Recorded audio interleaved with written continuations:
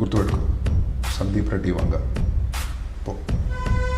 Hello అండి, అందరికీ నమస్తే. నేను మీ Gauravkrishna. Welcome back to our channel wall poster. Guys, ఈ ఇయర్ అయితే కొన్ని పెద్ద మూవీస్ రావడం జరిగింది, కానీ తెలుగులో అంత పెద్దగా ఆడిన మూవీ ఏదంటే సంక్రాంతికి వస్తున్న మూవీ. ఈ మూవీ దాదాపుగా 300 కోట్ల కలెక్షన్స్ తీసుకురావడం జరిగింది. అలాగే హిందీ నుంచి చావా మూవీ రావడం జరిగింది. ఈ కూడా ఆల్మోస్ట్ 800 కోట్లను అయితే వసూలు చేయడం జరిగింది.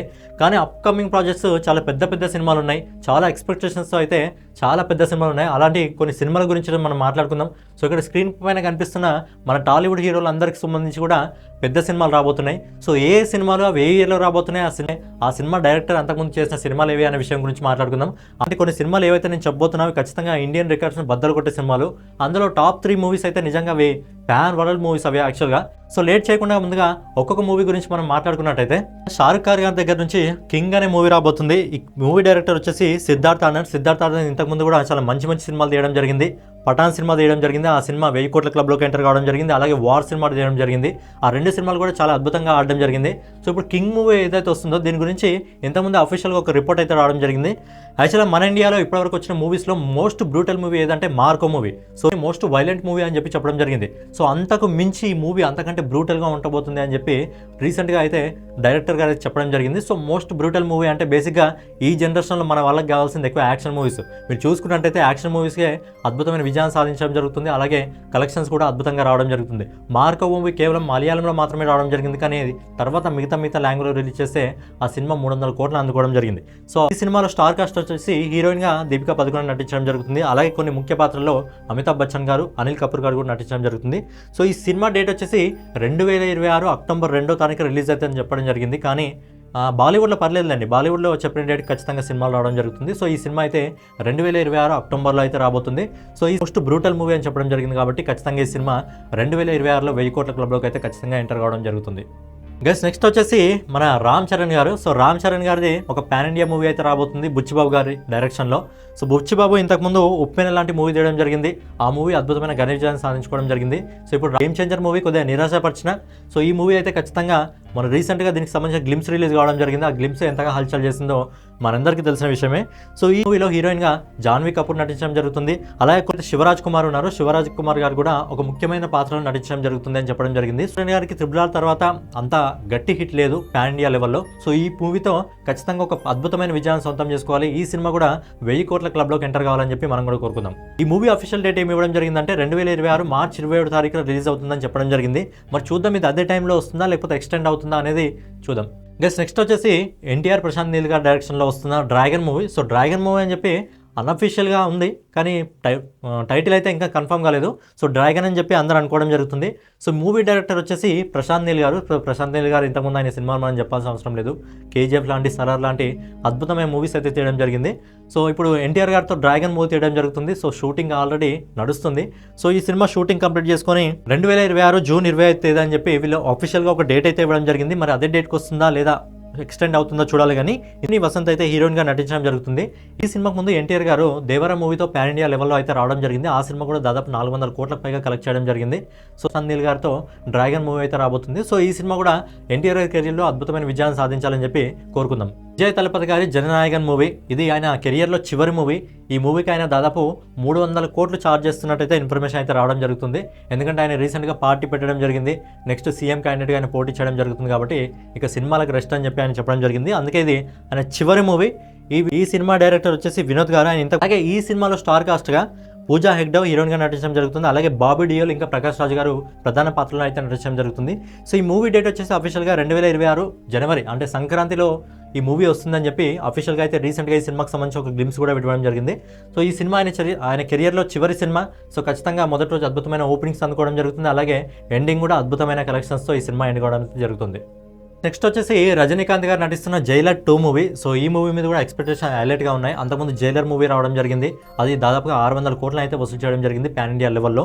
సో ఈ మూవీ కూడా అద్భుతమైన హైప్ అయితే సినిమాకు ఉంది. సినిమా డైరెక్టర్ వచ్చేసి నెల్సన్ దిలీప్ కుమార్. అంతకుముందు జైలర్ లాంటి బీచ్ లాంటి మూవీస్ తీయడం జరిగింది. ఆ సినిమాలో రజనీకాంత్ గారితో పాటు శివరాజ్ కుమార్ గారు అలాగే ఎస్జే సూర్య కూడా ప్రధాన పాత్రలు నటించడం జరుగుతుంది. ఈ సినిమా డేట్ వచ్చేసి 2026 ఏప్రిల్లో రిలీజ్ అవుతుందని చెప్పడం జరిగింది. అది ఎక్స్పెక్టెడ్ డేట్ మాత్రమే, అది ముందు రావచ్చు లేకపోతే అంతకంటే ముందుకు కూడా వెళ్ళొచ్చు. నెక్స్ట్ వచ్చేసి మన పవర్ స్టార్ పవన్ కళ్యాణ్ గారు నటిస్తున్న ఓజీ సినిమా. సో ఈ సినిమా మీద పవన్ కళ్యాణ్ గారు ఉన్న సినిమాలలో ఈ సినిమాకి ఎక్కువ హైప్ ఉంది. సో రీసెంట్గానే పవన్ కళ్యాణ్ గారు నటించిన ఏదైతే హరిహర వీరమల్లో ఉందో ఆ ట్రైలర్ రావడం జరిగింది. యూట్యూబ్లో ఉన్న అన్ని రికార్డ్స్ని బద్దలు కొట్టేయడం జరిగింది. సో ఓజీ సినిమా కూడా అదిరిపోయే ఎక్స్పెక్టేషన్ ఉంది. ఎందుకంటే ఈ సినిమాని తీస్తున్నది ఫ్యాన్ బాయ్ సుజిత్. ఎందుకంటే పవన్ కళ్యాణ్ గారి అభిమాని, పవన్ కళ్యాణ్ గారితో సినిమా తీస్తే ఏ విధంగా ఉంటుందని చెప్పి ఆయన చెప్పడం జరిగింది. సో ఈ సినిమా అంతకుముందు సుజిత్ ఏం తీయడం జరిగిందంటే సాహో మూవీ తీయడం జరిగింది. ఆ సినిమా తెలుగులో అంతా ఆకట్టుకుపోయినా బాలీవుడ్ బెల్ట్లో మాత్రం అదిరిపోయే విజయాన్ని సొంతం చేసుకోవడం జరిగింది.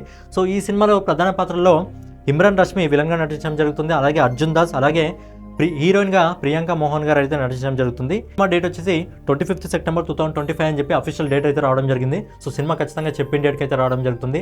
ఈ ఇయర్లో పవన్ కళ్యాణ్ గారి 2 సినిమాలు అయితే వచ్చే అవకాశం ఉంది. ఒకటి హరిహర వీరమల్లు, ఇంకోటి ఓజీ. కానీ అయితే ఓజీ సినిమాతో పాన్ ఇండియా లెవెల్లో 1000 కోట్లకైతే టార్గెట్ అయితే పెట్టడం జరిగింది. సో ఖచ్చితంగా ఈ సినిమా వస్తే 1000 కోట్ల ఈజీగా అయితే అందుకోవడం జరుగుతుంది.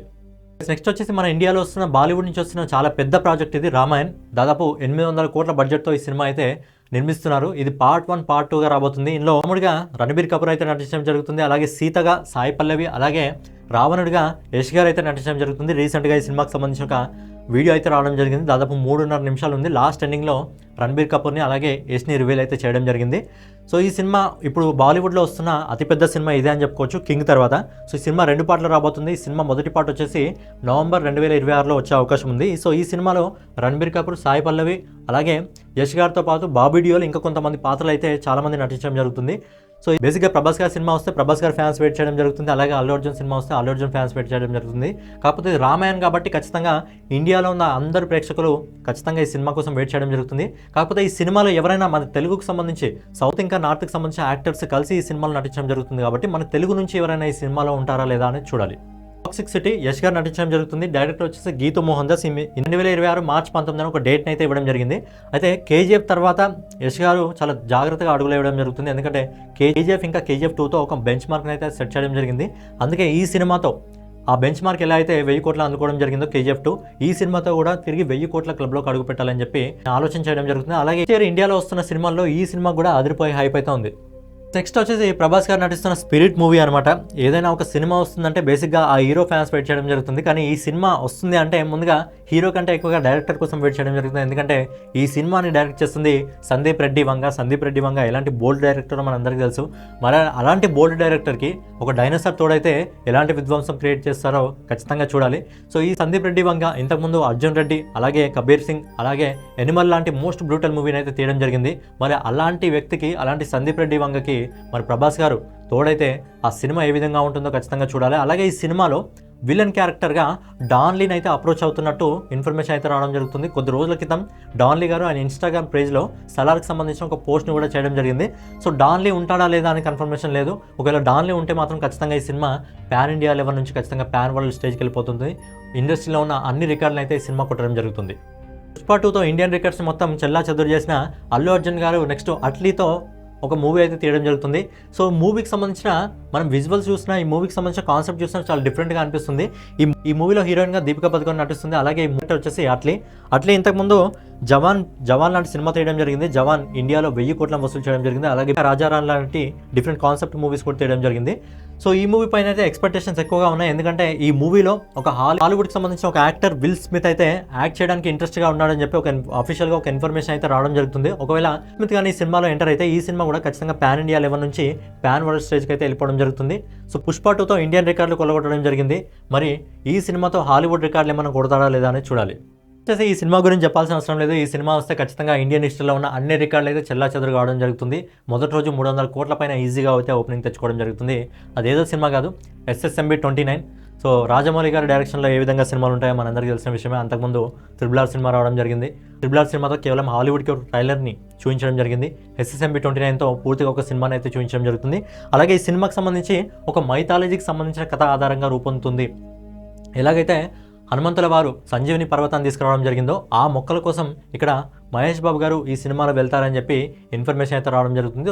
సో ఈ సినిమాలో స్టార్ కాస్ట్గా దాదాపు 7 సంవత్సరాలుగా ఇండియాలో ఒక్క సినిమా చేయని ప్రియాంక చోప్రా గారు అయితే తిరిగి ఇండియా సినిమాలో సైన్ చేయడం జరిగింది. అలాగే పృథ్వీ సుకుమారన్, సలార్కి సంబంధించిన పృథ్వీ సుకుమారన్ అయితే ఈ సినిమాలో అయితే యాక్ట్ చేయడం జరుగుతుంది. ఈ సినిమాకి సంబంధించి డేట్ ఎప్పుడు రిలీజ్ అవుతుందో మనం అస్సలు చెప్పలేం. 2027, 2028, 2029 చెప్పలేం. ఎందుకంటే రాజమౌళి గారి సినిమా అంటేనే డేట్లతో సంబంధం ఉండదు. ఒకసారి మహేష్ బాబు గారు డేట్ ఇచ్చారంటే రాజమౌళి గారి సినిమా అయిపోయేంత వరకు ఖచ్చితంగా ఆయన సినిమాలు చేయాలి.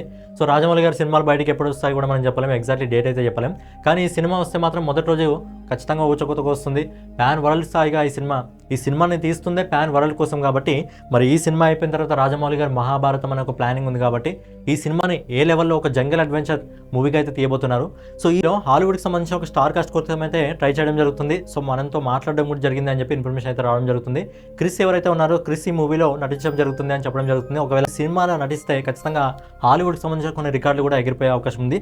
సో ఫైనల్గా ఇవన్నమాట అప్కమింగ్ ఇండియాలో 2026లో వస్తున్న చాలా పెద్ద ప్రాజెక్ట్స్. ఈ ప్రాజెక్టుల ద్వారా ఖచ్చితంగా ఇండియాలో ఏవైతే రికార్డులు ఉంటాయో ఆ రికార్డులు 2026లో మారుతూనే ఉంటాయి. సో ఫైనల్గా ఇదనమాట ఈ వీడియో. సో ఈ అన్ని సినిమాల్లో మీకు ఏ సినిమా ఇండియాకి సంబంధించిన రికార్డులను బద్దలు కొట్టే అవకాశం ఉంది అనేది కింద కామెంట్ చేయండి. అలాగే డైలీ వీడియోస్ కోసం మన వాల్ పోస్టర్ ఛానల్ సబ్స్క్రైబ్ చేసుకొని బెల్ ఐకాన్ అయితే ఆన్లో పెట్టుకోండి. మన రాజమౌళి గారు మహేష్ బాబు గారి సినిమా ఏ సంవత్సరంలో రాబోతుంది? అది అవదమ్మా.